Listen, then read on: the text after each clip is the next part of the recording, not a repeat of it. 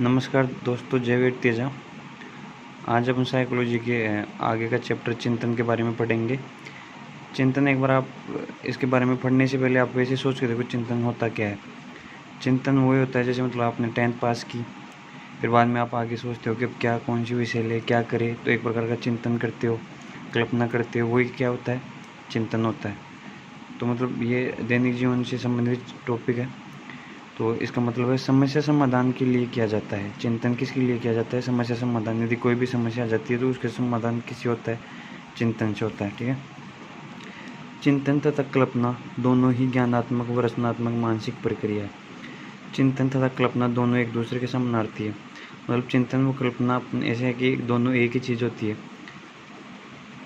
चिंतन के बारे में कुछ वैज्ञानिक हैं, उन्होंने परिभाषित, जैसे पहला गेरेट है, दूसरा रोस है और तीसरा वैलेंटाइन। गेरेट ने क्या कहा कि चिंतन एक प्रकार का अदृश्य व्यवहार है जिसमें सामान्य रूप से प्रतीकों का प्रयोग होता है। चिंतन एक प्रकार का अदृश्य व्यवहार है।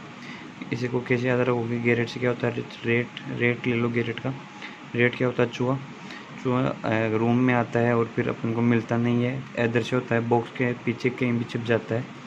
फिर उसे कुछ प्रतीकों से निकालते हैं, जैसे पिंजरा लिए तो कुछ ऐसे करके निकालते हैं। गेरेट को इसी हिसाब से याद रख लेना। रोज की परिभाषा छोटी है, तो इसको तो वैसे भी याद रख सकते हैं कि चिंतन मानसिक क्रिया का ज्ञानात्मक पक्ष है। दोस्तों साथ के साथ उतार भी लो। वैलेंटाइन। चिंतन शब्द का प्रयोग उस क्रिया के लिए होना चाहिए जिसमें श्रृंखलाबद्ध विचार किसी लक्ष्य की ओर अविराम गति से प्रभावित होते हैं।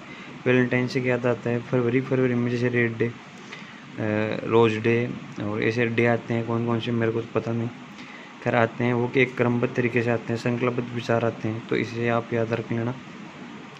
चिंतन के साधन पे क्वेश्चन बन सकता है और चिंतन के प्रकार, ये इंपॉर्टेंट है, ये आपको याद रखना ही पड़ेगा।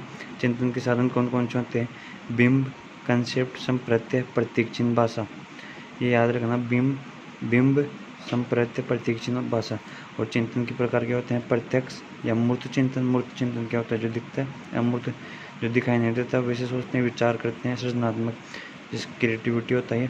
तो इसको क्वेश्चन कैसे आता है परीक्षा में कि चिंतन के साधन है, तो इसमें आएगा विचारात्मक, सृजनात्मक, प्रत्यक्ष और बिंब आ जाएगा। तो बिंब इसका राइट ऑप्शन हो जाएगा। और ऐसे ही पूछ ले चिंतन के प्रकार हैं, बिंब, संप्रत्यय, प्रतीक चिन्ह और सृजनात्मक। तो सृजनात्मक दोस्तों ये दोनों इंपॉर्टेंट है, इनको आप याद ही कर लेना। अभी बोल रहा हूँ वो लिख लो साथ के साथ कि चिंतन के साधन कौन कौन से, वीडियो के रोक के और कैसे आप लिख लो। और ऐसे हैं चिंतन के प्रकार। ठीक है दोस्तों, आशा करता हूँ आपको समझ में आया होगा। चिंतन की परिभाषा और उन्होंने कुछ वैज्ञानिक और चिंतन के साधन और प्रकार। Thank you.